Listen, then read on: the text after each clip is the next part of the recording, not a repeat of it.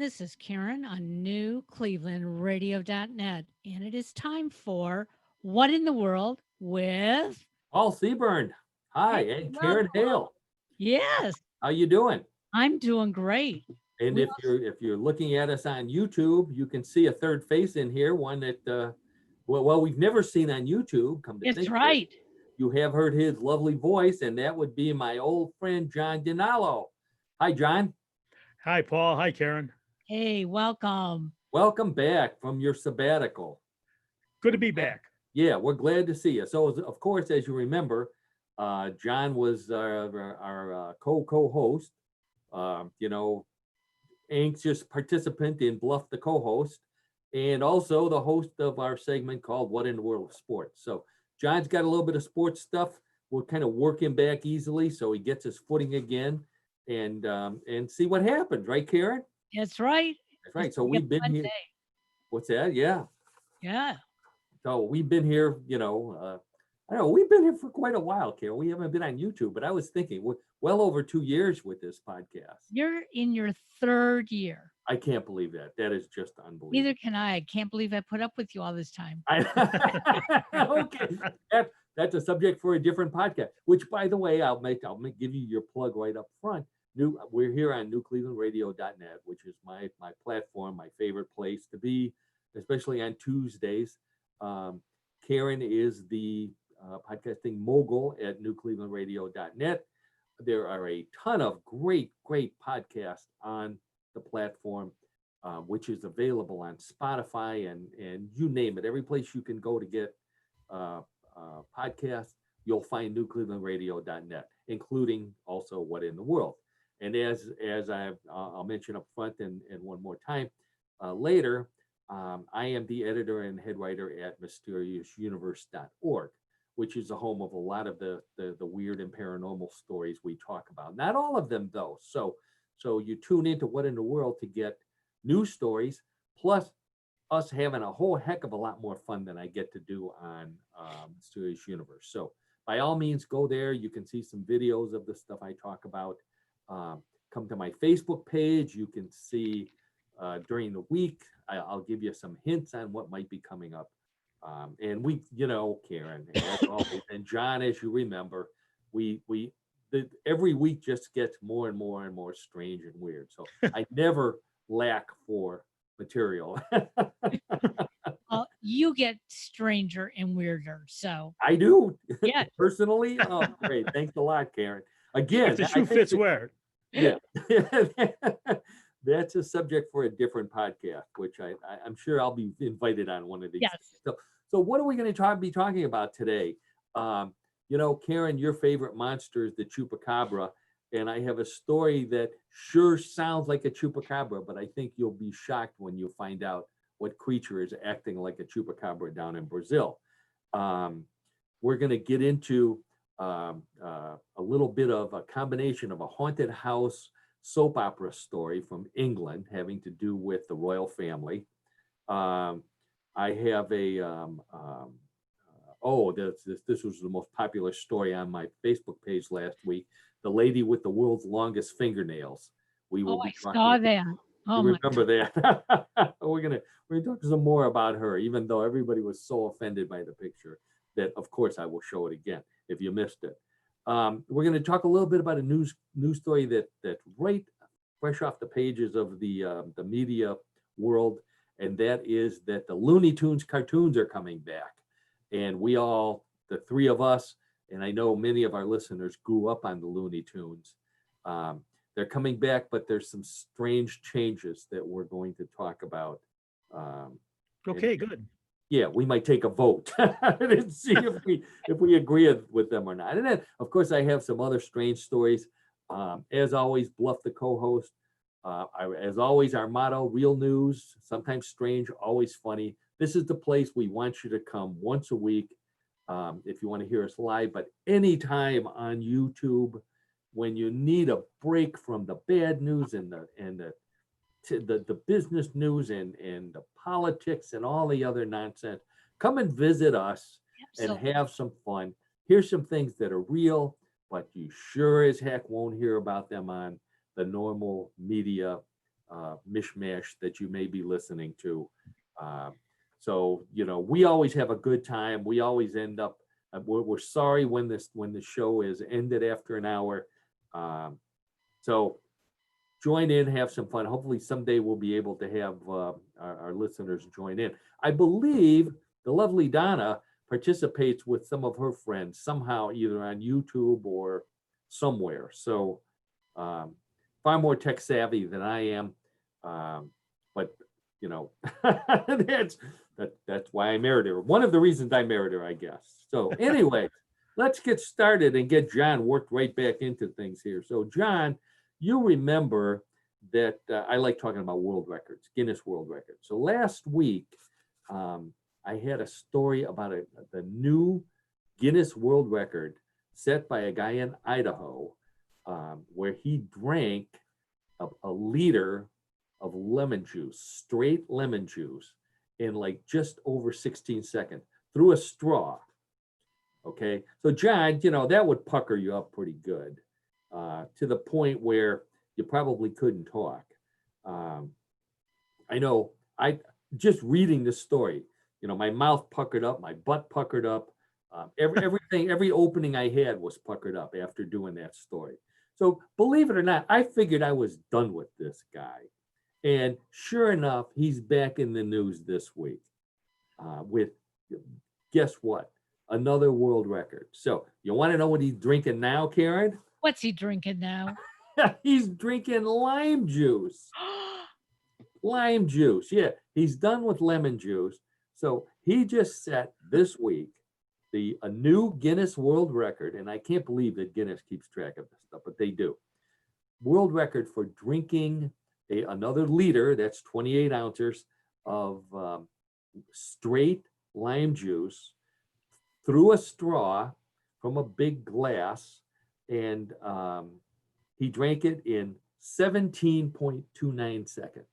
Oh my. Yeah. Oh, I could, when I used to drink beer, I couldn't chug a beer that fast. I know I can't drink milk or anything like that fast, certainly not through a straw. He drank he drank a liter of lime juice in 17 seconds. He drank a liter of lemon juice in 16 seconds. Then he made the mistake of drinking a bottle of club soda, and now he's peeing Sprite all over. Oh my gosh.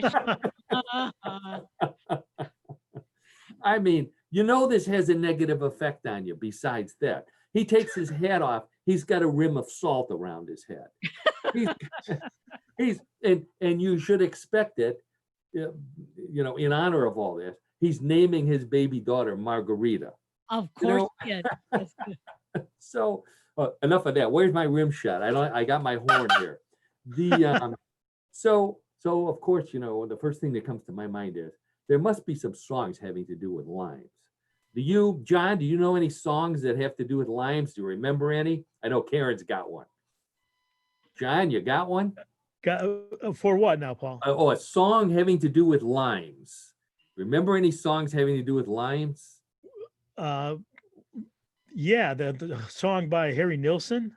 Oh man, I know. I forgot. I can't stump you. That's right. You remember the name of it? Yeah. We'll get No, back I to don't. that. I know the verse, but I knows. can't give you Karen the knows. name. Karen knows it. Is that the song you're thinking of, Karen? The lime in the coconut. But the lime in the coconut. That's right. Okay. Oh, so that was the title of the song? Oh, okay. I just thought it was the verse. Okay. Yeah. It's called "Put the Lime in the Coconut." I forgot that Harry Nilsson did that. That song was released in 1971 on Nilsson Schmilsson, which was one of his most famous albums. And even though it was a novelty song, it shot way up the charts. I think it finished at number 8. And I was reading the lyrics because I forgot that there's more than just put the lime in the coconut in it. So, and it fits this story. He says, and I'm not going to sing along like Harry because I can't. But Oh no. no, I don't. Thanks, John. I knew there was a reason we invited you back. And so, the lyrics go: brother bought a coconut. He bought it for a dime. His sister had another one. She paid it for a lime. She put the lime in the coconut. She drank them both up. And then he starts singing that verse. So then, so then the next verse is, she put the lime in the coconut. She called the doctor, woke him up, and said, "Doctor, ain't there nothing I can take?" Which is obviously the same thing this guy's got to do. Go figure. Yeah, really. And she says, "I say, doctor, to relieve this bellyache. I say, doctor, ain't there nothing I can take? I say, doctor, to relieve this bellyache." So this song should be playing every time they run that story about the crazy guy sucking down lime juice in Idaho of all places. Yeah, absolutely. Obviously, there's not much to do in Idaho because, believe it or not, this guy has. Have you ever been to Idaho? No, I have not, John. I've flown over it. Is it bad? Have you? No, Oh, that was Rich. It's very nice, but It is? you got to be into nature. Into nature. Like, what kind of nature do they have in Idaho, Rich? Unusual geographic formations and mountains and beautiful forests. And we have a rock from Idaho in our Yeah. garden. Yeah, if you come over to the house, we'll let you sit on the rock, and you can imagine the stream running down both sides of that rock. Rich, with you, that would be the high point of my visit, I think, sitting on the rock from Idaho. Wow. I can't wait for the coronavirus shutdown to be over, to run over and do that. That's Okay. probably the first, or maybe. You're always welcome. Oh, I don't have to call. We'll wash the stone off. Oh, yeah. Wait, are you going to go out there with the Clorox wipe and wipe the rock off for me? Sure, for you anytime. Holy smoke! How did we get onto that? Thanks for bringing that up. No, I have never been to Idaho, but I've been to Idaho. Have you? Yeah, I'm sure it's a lovely state. it's very mountainous. Mountainous. Okay. Very mountainous. I didn't expect that either. Well, hold that thought, John, because we're going to be talking about mountains in a little while. Okay. Right now, we're going to get back to another world record. And Karen, since I know you saw this story on my Facebook page, probably somewhere else, the woman who held, in fact, she still holds the world record for the longest fingernails ever grown, lost them recently in a car accident. Oh, how tragic. Yeah, I know. Oh, I know. So I'm just wondering, what happened. It's in my vivid imagination. All I could think of was she's sitting in the front seat and something darts in front of them. And the first thing she does is grabs the dashboard and embeds them into the dashboard. Oh my And then gosh. she can't pull her hand out. Yeah. Oh. It wasn't that bad. It wasn't that bad, John. Okay, good. Upset you.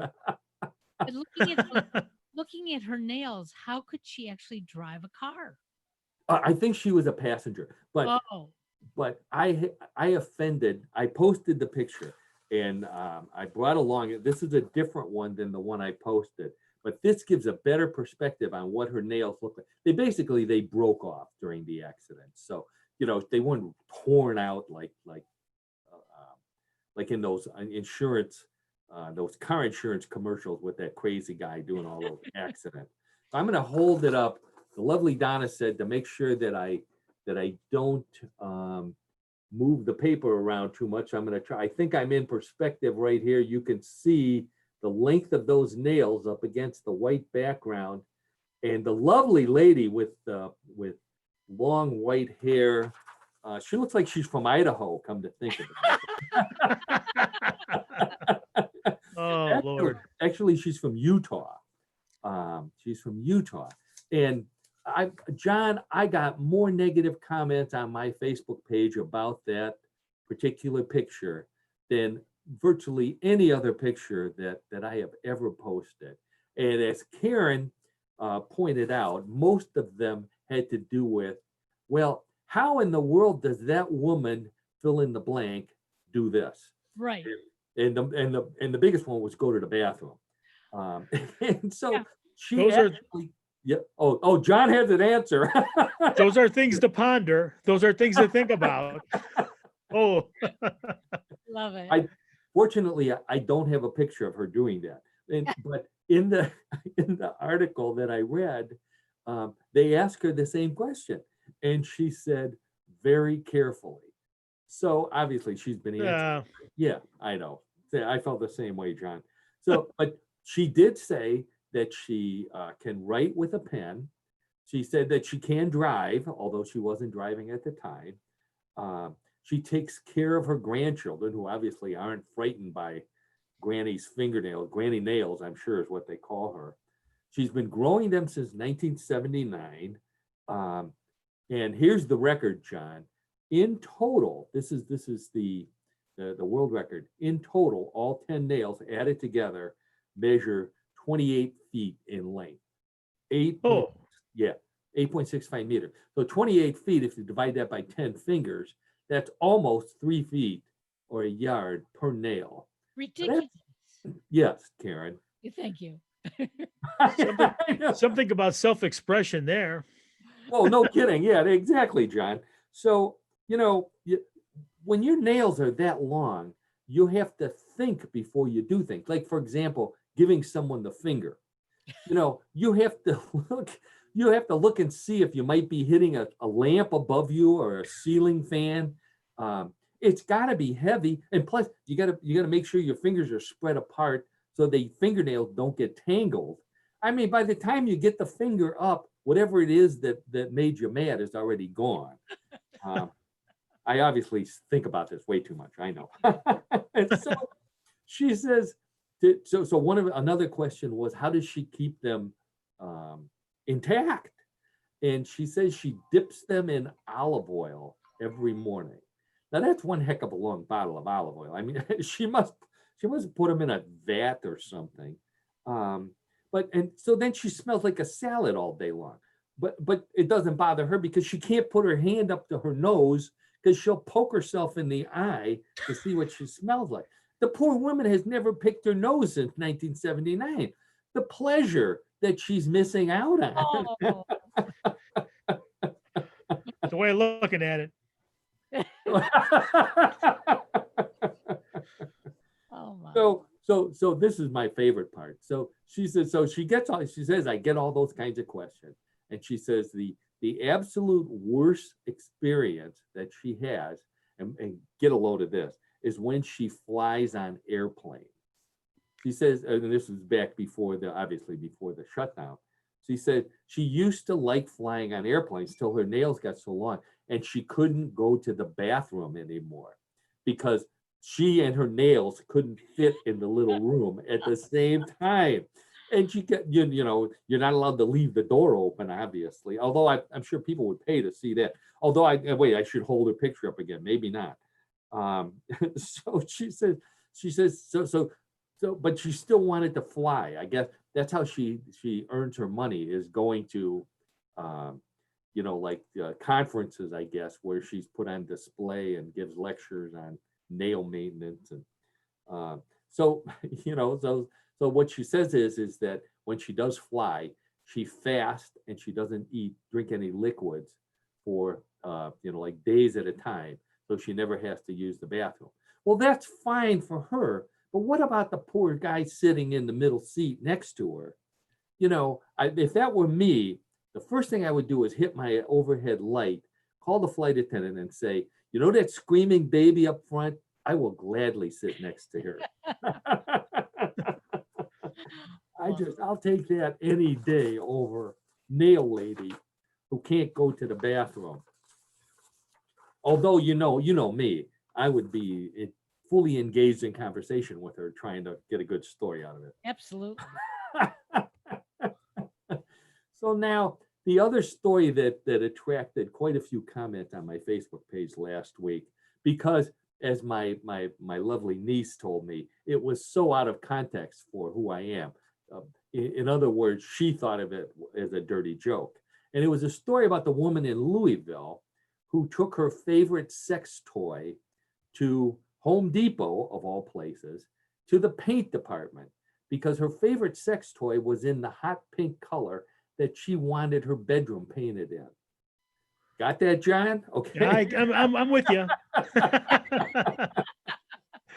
Oh. So she goes and she actually gets the color. Now, there's only one paint company that sells paint in the hot pink color of sex toys. And that company is Benjamin Moore.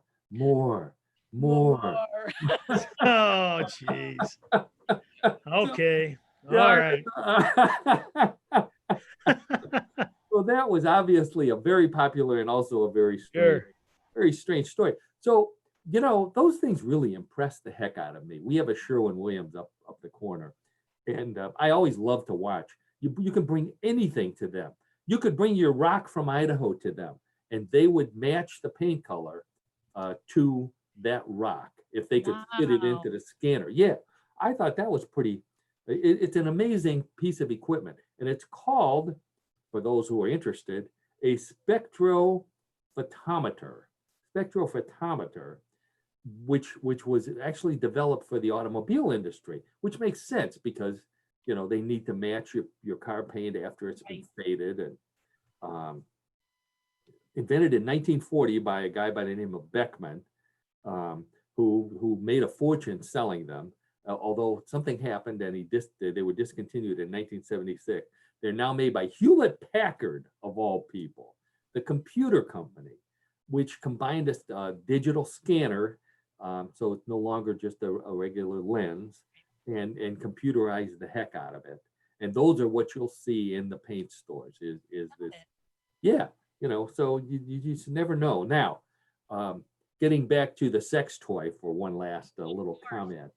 And I'm not going to go into the history of sex toys, although the first sex toy was actually dates all the way back to the Bible, even before Adam and Eve, as a matter of fact. But when God invented zucchini, Before Adam and Eve.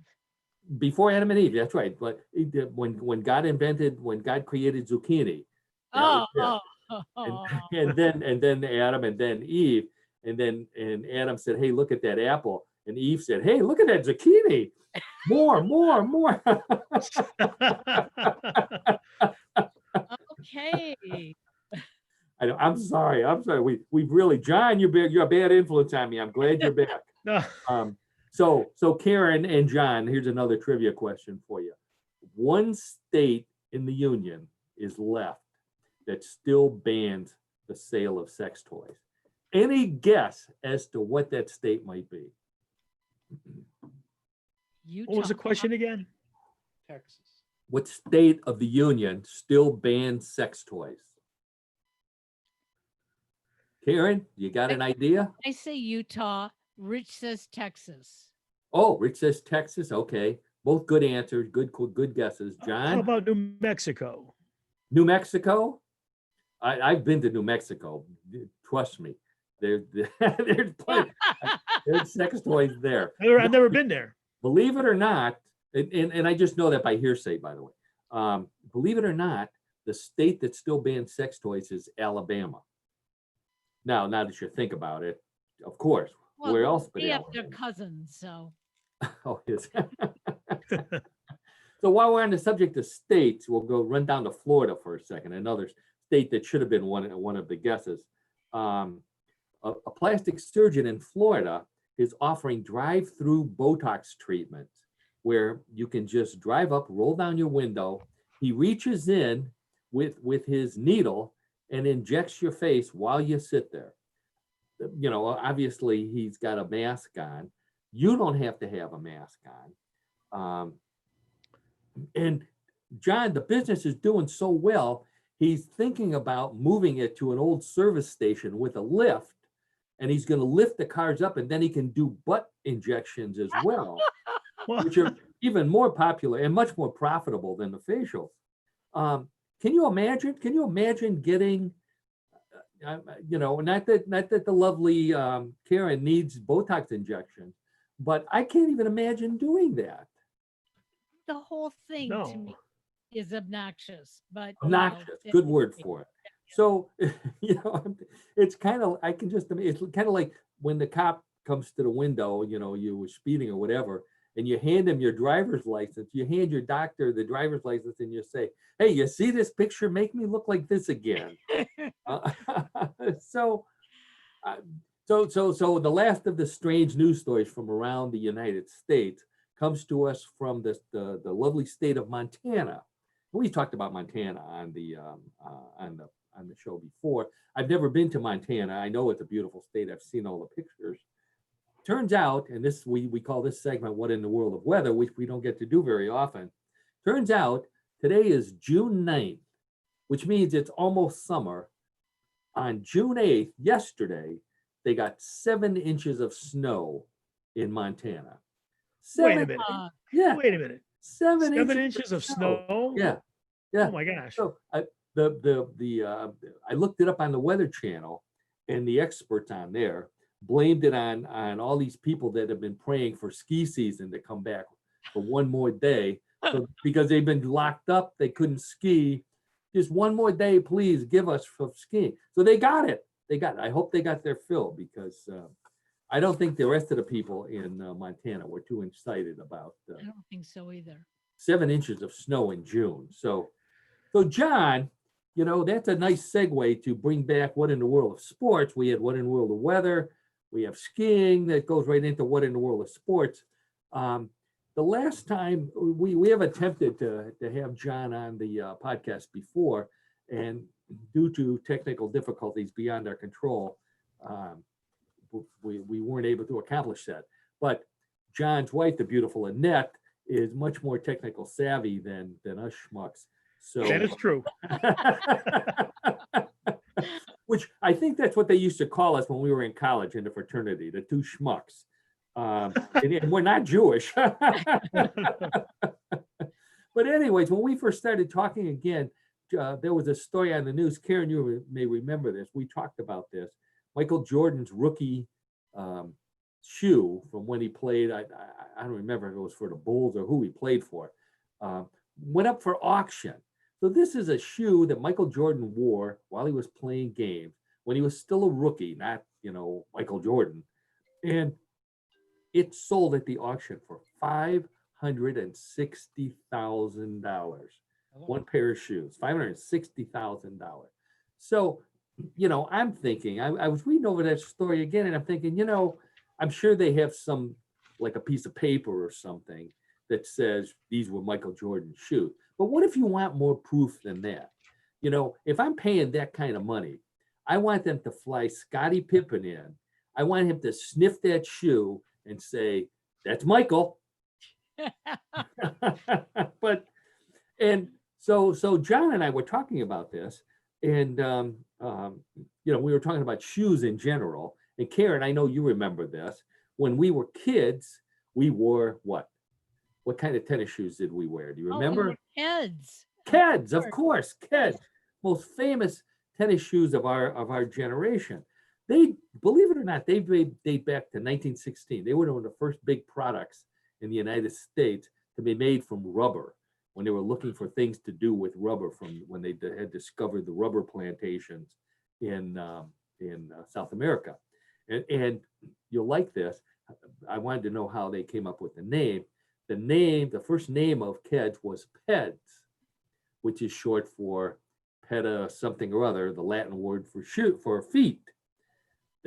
So you think, well, what a great idea. Why didn't they call them Peds? Somebody else had already bought the rights to Peds. Okay. Wasn't available.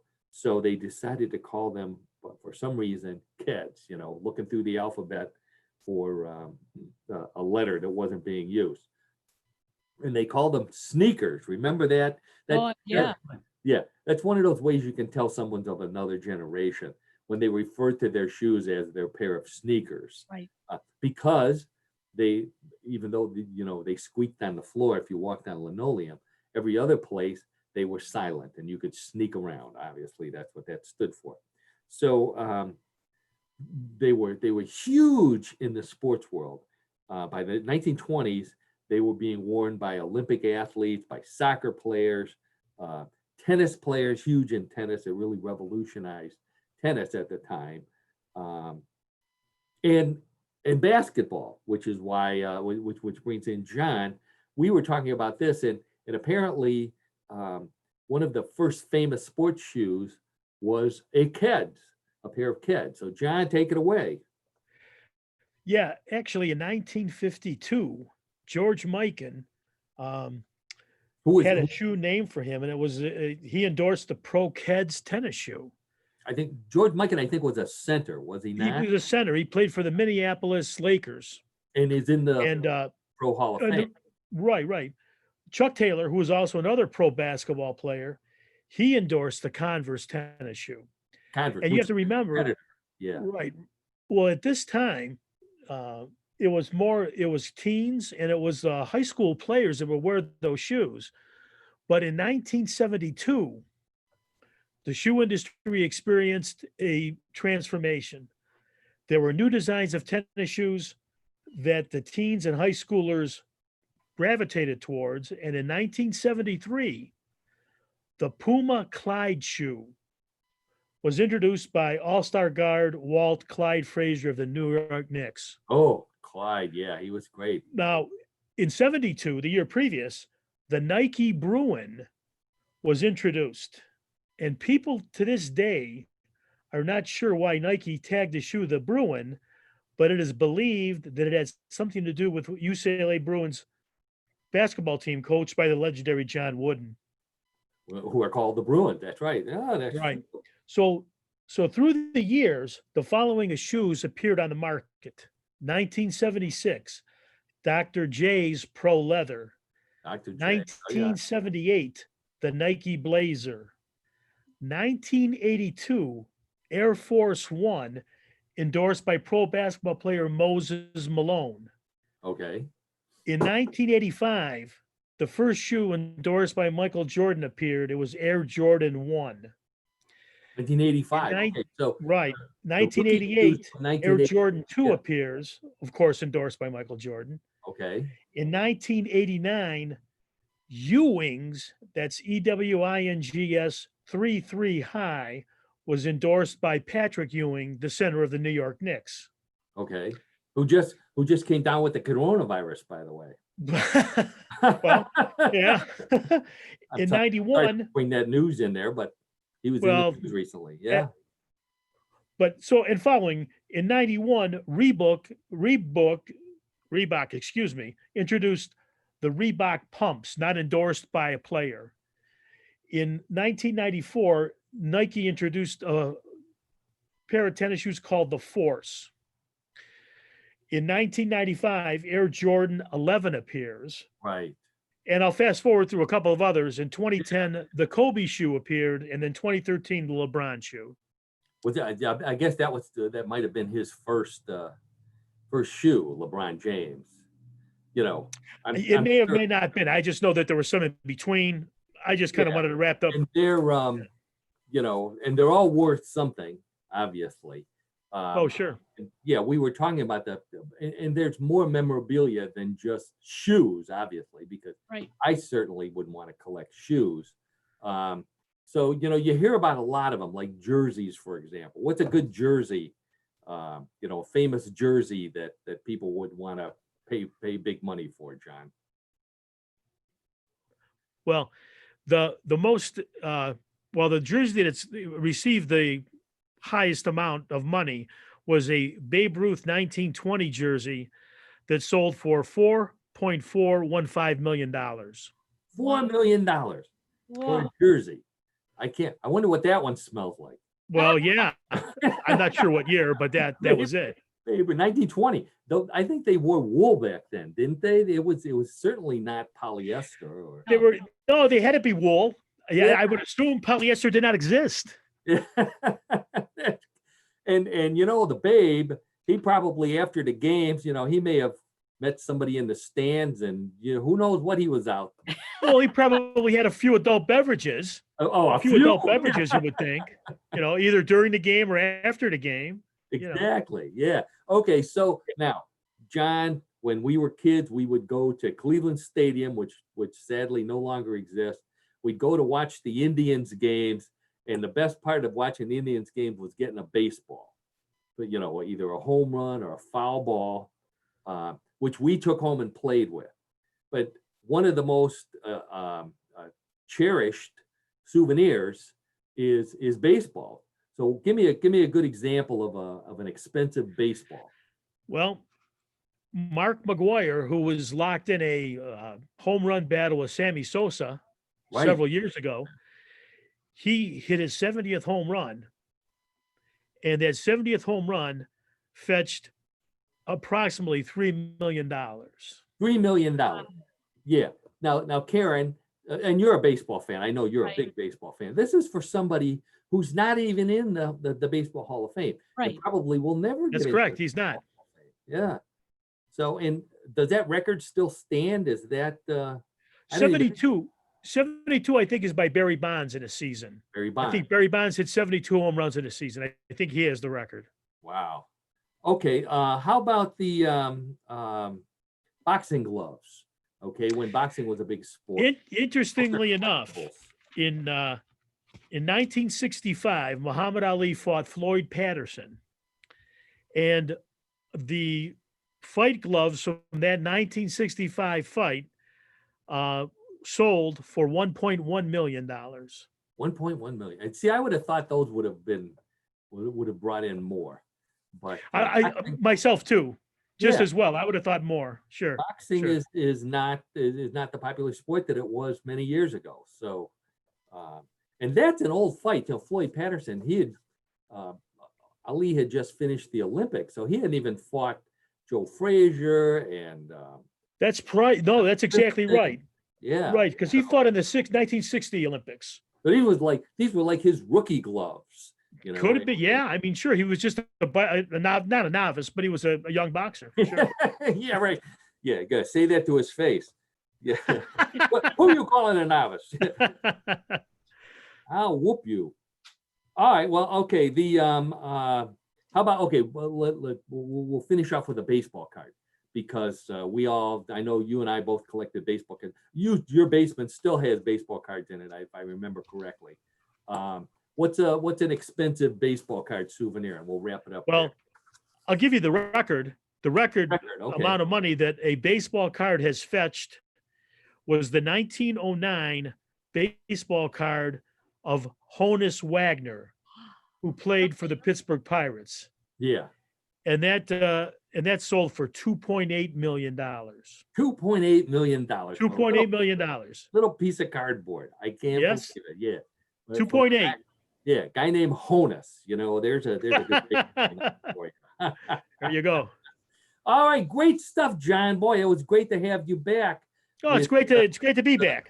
Some what in the world of sports, because those I love sports records, especially those unusual ones. They're just and that's what we miss with the whole coronavirus thing. Absolutely. Because Sure. besides if you can't tune in to what in the world, I mean, we're only an hour long. You miss the Indians and the Browns and the Cavaliers and the Columbus Blues in Cleveland, all the great and now the Ohio State Buckeyes. You know, the college season's coming up. So And the University of Michigan. University of Wait a minute. I'm partial to Michigan too. You know that story. Oh, that's I right. got the maize on today. Michigan fan. Got the maize on. Okay then. Great. Well, that's my cue to move on to something other than sports. So let's get back to monsters. And I always search for chupacabra stories because the chupacabra. Chupacabra! There you go. Karen's favorite monster. The little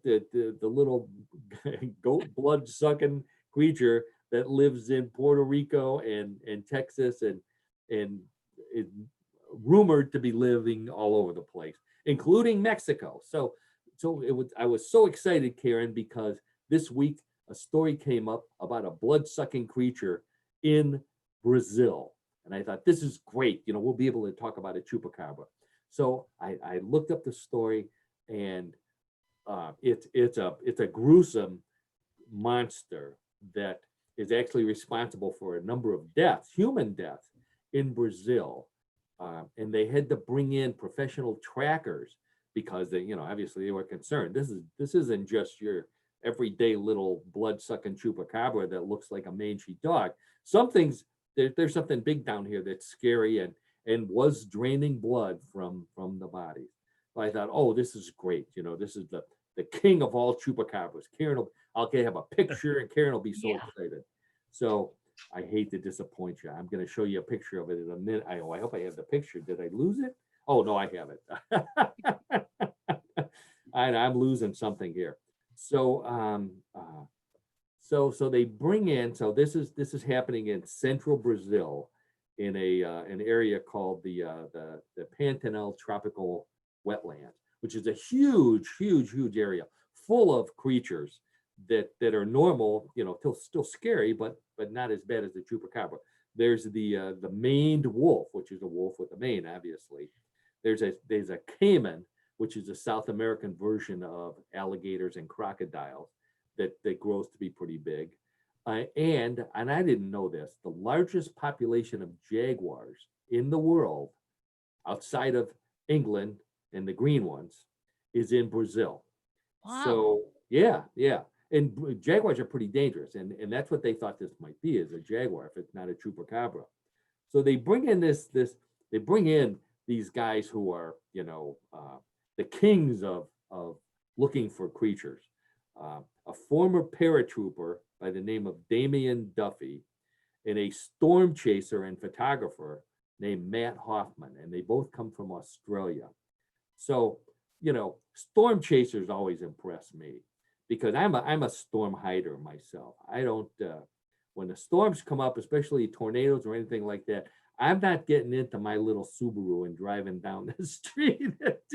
Oh yeah, I'm gonna see where if I can get a good picture of that tornado, I'll show it to John next time I see him. And John's gonna say, "Are you an idiot? What were you doing out there?" So What are you thinking? So the thing that I admire about storm chasers isn't so much that they do it; it's the vehicles that they have, because they look like little tanks. And I'd like to have a little tank. So I've debated off and on, boy, if I was a storm chaser, I'd get one of those little tanks. And it'd be fun to go to the grocery store and even when it's not raining. It would really impress the clerks when they and the people there. But nobody knows who I am if I got my mask on. So Right. And the lovely Donna put the kibosh on that anyway. So so these guys come in. So I'm impressed up until the point where in the story they mentioned that they're also the host of a show in Australia. And then I thought, oh, great, this is all part of a show. It's not just an adventure, which is what I wanted it to be. So they build it up big. They said, well, you never know what's going to around the corner in this wilderness here, and so they get to the place where the creature is hiding out, and they find it. And they said they couldn't believe. They said that they couldn't believe that this was the creature that was killing all these people, because it's a chilled out animal. Okay, a chilled out animal. So this is a picture of the chilled out animal that is now considered to be a man killer in Brazil. So here it comes. I'm going to hold it up there. Can you see what that is? That is Anteater.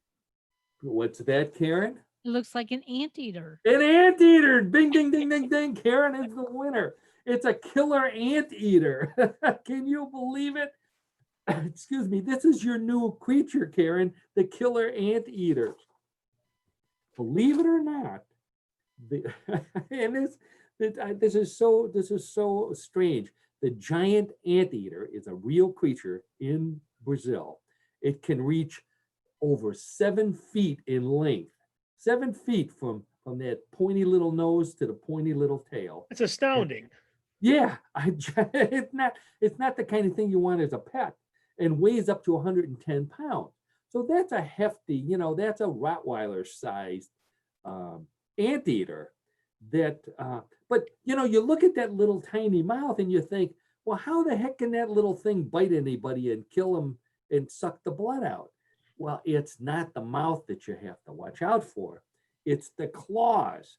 Those claws that they have up front, they used to dig in the ground to get the ants out, or dig in the anthills. And once they're done digging, but these things are like 7 inches long, razor sharp, and they have been known to kill jaguars.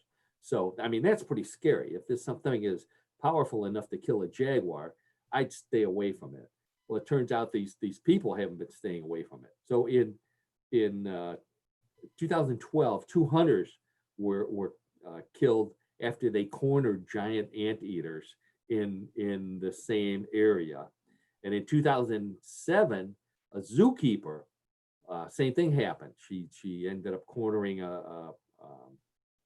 one of these giant anteaters, and it attacked her. And in all the cases, the claw digs are so sharp that the blood drains immediately. So Ooh. that's how they got fooled by the finding all these things without any blood in them. So it's it's not a chupacabra, it's not a vampire, it's an anteater of all things. Anteater. That is the most scary thing you can run into in Brazil. So I hate to disappoint you, Karen, because I was so hoping that it was either a chupacabra or a new monster for you, but yelling anteater just doesn't have the same. No, anteater. No. Chupacabra. There you go. There you go. So we were talking about, so let's talk about a nicer creature now. Let's talk about some cartoon animals, which would bring us down from that story.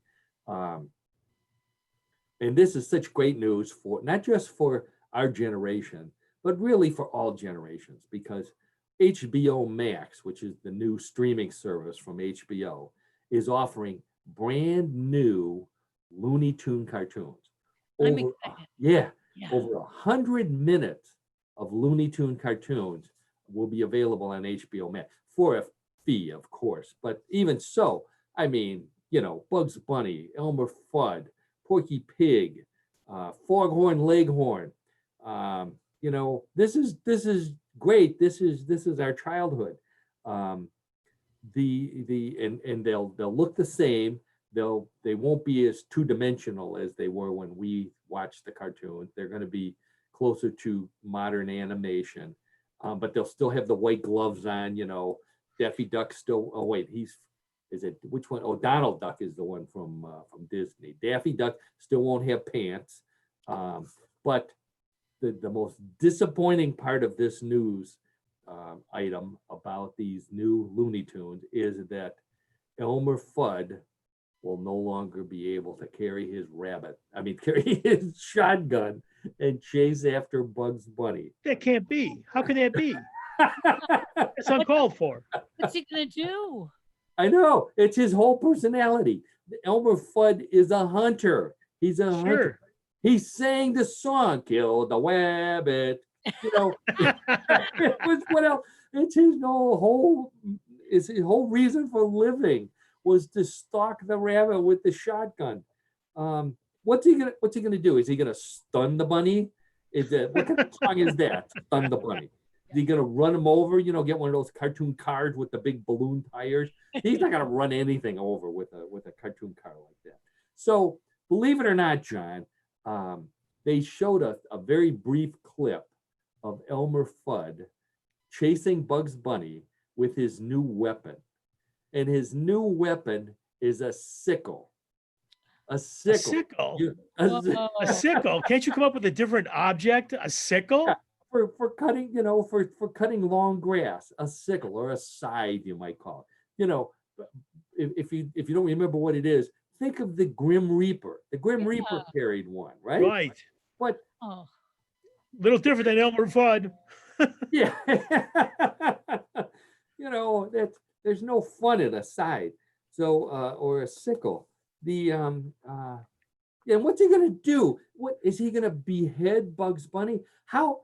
If you're upset with guns, what's a beheading gonna look like? It's not I'm guessing that he's never going to catch bugs to. Inconceivable. Right. I know exactly. So, and if you recall, cartoon guns they did have bullets and they did make loud noises, but they had two end results.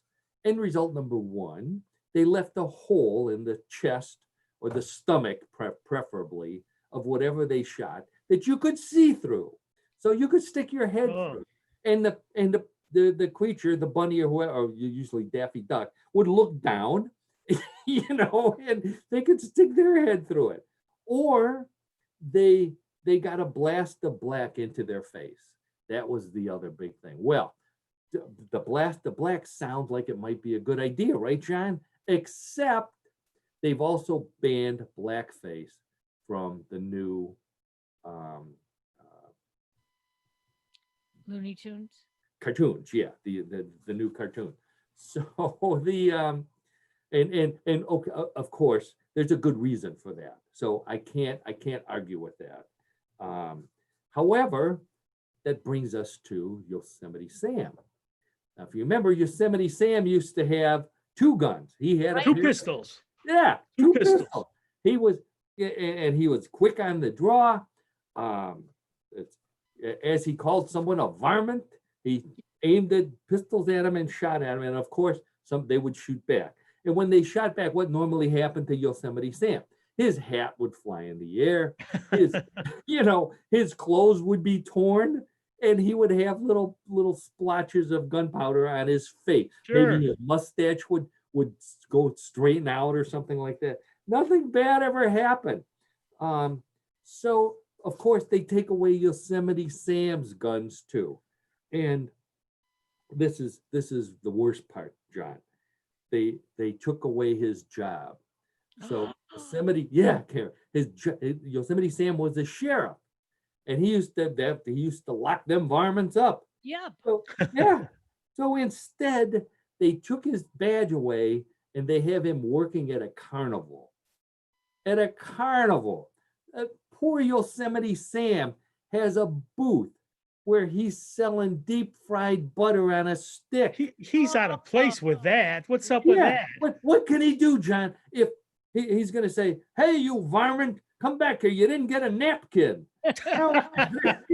It loses something. It loses something. It loses a lot. It loses a lot, John. That's terrible. It's It terrible. And the worst part is there's a long tradition to these cartoons.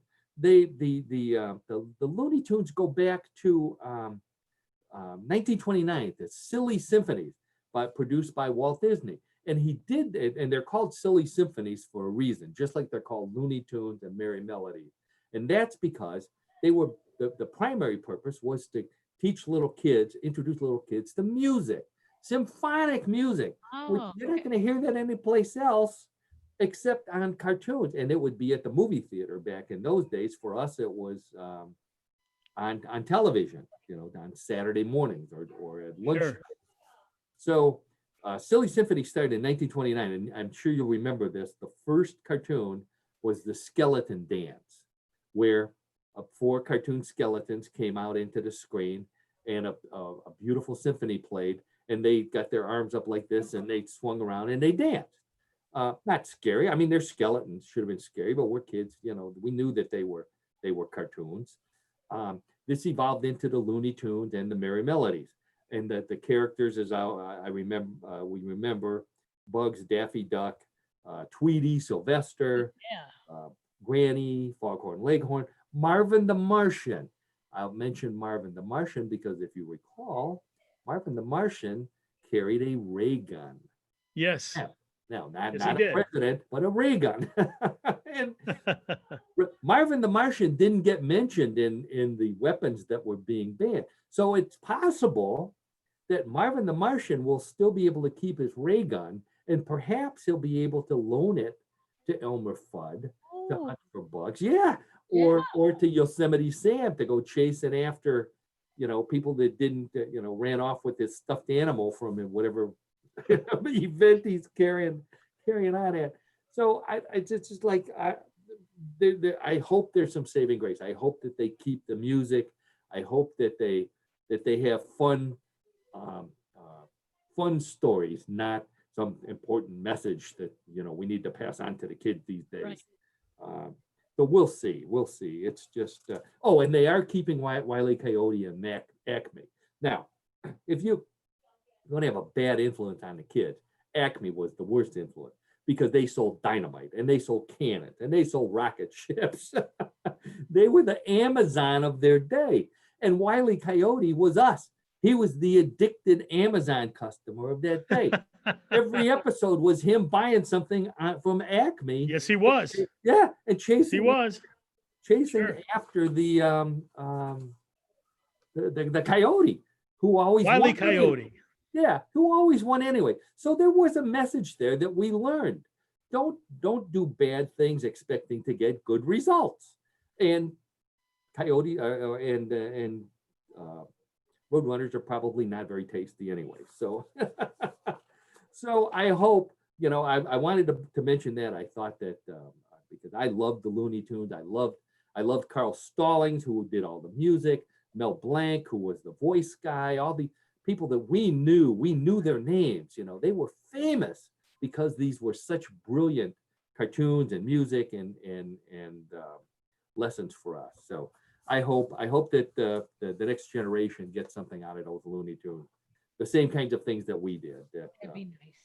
Yeah, if you shoot somebody, you get a big hole in your chest with a cartoon gun, of course.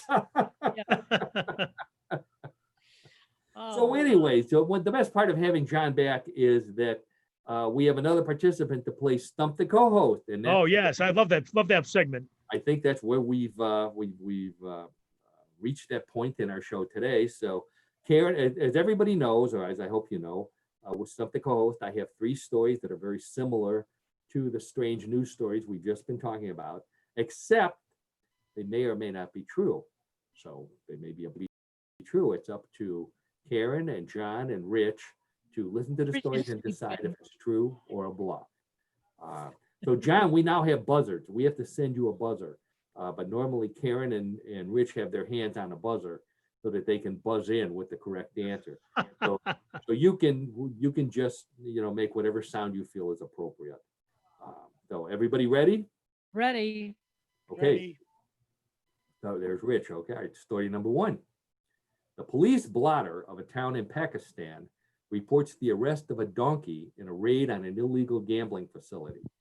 8 men were arrested along with the donkey and were taken to the police station in the same paddy wagon and locked up in the same jail with the donkey. The lawyer who came to bail out the gamblers refused to pay for the donkey, saying bail for an animal was illegal in Pakistan.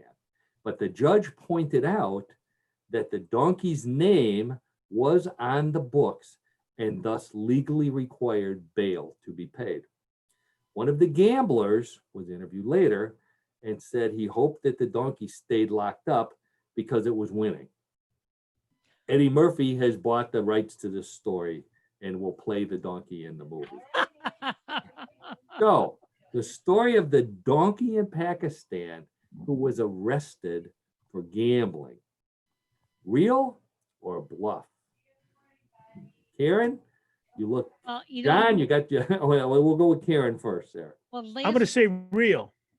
Oh, well, okay, we'll go with John. John says it's real. I'm sorry, I got ahead of it, but yeah, Yeah. real. All right, John says it's real. Karen, it's real too. And it's even real. though I Okay. lost last week, I'm going to go with real. Oh, well, okay. I don't think so- it's real. Yeah, based on Rich's new strategy, his strategy is to disagree with Karen. Yep. This obviously is the only place in the world where he's allowed to disagree with Karen. So we have so we have 2 reals and 1 bluff. Is Right. that the tally? Correct. The answer is it's real. So All John, right. welcome back to Okay. the winning answer. Hey, Very I'm back good. and I got it right. All right. So Rich, you still have a chance to come back here. So here we go with story number 2. What was the donkey's name? But I believe it was the Pakistani version of Eeyore, which would be Yori, I believe. I don't know. I looked it up. knowing that you would ask that question, Rich, I looked it up and they didn't give the damn donkey's name. But it's in the books in Pakistan. It's at the police station. Call them up. Go sit on your rock. Never mind. Shoot. On to something else. Story number 2. The Traffic and Highway Patrol Command Force for the New South Wales Police Department in Australia has been called in to provide guards at McDonald's with drive-through windows because so many people tired of waiting in the extra long coronavirus lines inside were trying to go through the windows on their bikes or in cardboard cars.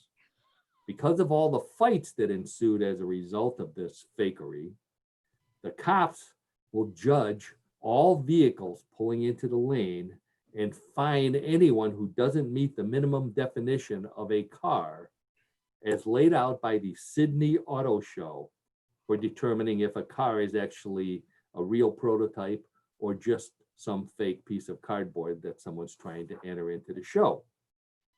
The cops say the work is easy, the food is free, but having to wear a foam Mayor McCheese head instead of helmets is embarrassing. So the cops who are now on duty at all McDonald's in New South Wales, Australia, because of all the fights in the line, because of the cardboard cars people are trying to use to beat the lines inside. Which sounds like something that could happen just about anywhere, but New South Wales, they actually hired cops to. I'm going to say true because I saw on TV somewhere, and I don't know if it was in South Wales or where, but a mother and a daughter were in a fake cardboard card. It's pretty common. Yeah, okay. Okay. So Karen says it's true. Yep. Rich? I think it's true. Oh, he goes against the tradition here. Going with Both- me. Both of you say it's true. John, you think it's true? I'm going to say true. 3 trues. Hey, all right, I get the score here. That was a bluff. No Oh, one's hiring cops to stop it. No one anywhere. anything can happen in Australia. You know, yeah, that's right. After eating a kangaroo, you'll do anything. I think that's an old saying in Australia. Okay, all right. So I've come back here. John is 1-1. Karen, I think, is 1-1. Rich is I'm 1-1. Yeah. 0 for 2 here. So Zero. fortunately, the points are doubled in the third Yep. question. So Rich still has a chance to come back. Point number 3. To protest their restaurants being shut down by the coronavirus, chefs across Russia are posting pictures of themselves naked to show Vladimir Putin that they have nothing left and they need to go back to work. While most of the chefs cover their strategic parts with kitchen utensils, plates, and cups, some are using this as an opportunity for free advertising and are covering themselves with food that they cook. This is obviously great for the chefs at the kielbasi restaurants, not so good for the ones making dumplings, and terrible for the cooks who make borscht. Fortunately, for the few Russian female chefs, they all work at places where they make potato pancakes. The protest has actually worked in Moscow, and restaurants there are now reopening early as long as the chefs are fully dressed. So, a naked protest by chefs in Russia to protest the coronavirus shutdown and forcing Vladimir Putin to change his mind and let them open early. I think they were supposed to open, who knows when, end of July. So Karen, it looks like she's shaking her I'm head. saying no. You're Absolutely. saying that I need to read it again. Oh, okay. Karen says it's a bluff. It's a bluff. John, what do you say, co-host? I say bluff also. John says it's a bluff also. So that leaves Rich, the co-host. I think it's true. So you're going back to your old strategy, your old winning strategy. Yeah. That's correct. Okay. Well, you know what, Rich? Your strategy worked. That's true. Oh. Rich. Ah. Believe it or not, those chefs in Russia That's another saying, John. You know, as you had been on the show lately, we've been covering. That's a segment, a new segment we're going to bring in. I know. Sayings in other countries. Ah, If Wow. you hide behind a kielbasi, your restaurant will open. That's an old Russian saying, It is, which I think Karen, you can probably translate that for us into Yiddish on our next show. So, anyways, I believe that we have come to the end of What in the World for another week. Is that Yeah. right, Karen? And we're all back together again.